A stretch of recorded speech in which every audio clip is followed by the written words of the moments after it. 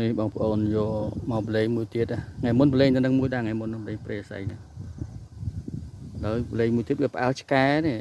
បែកក្បាលខ្ជិលទុកវាដិតវាបន្ទុកអត់ជាទេតបប្រឡែងវាអញ្ចឹងมันតបើនឹងជា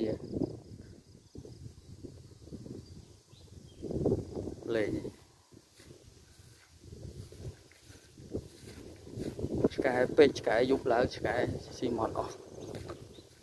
តែយកផ្អើលបែកក្បាល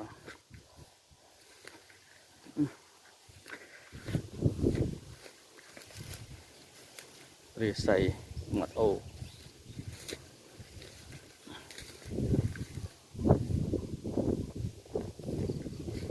ើ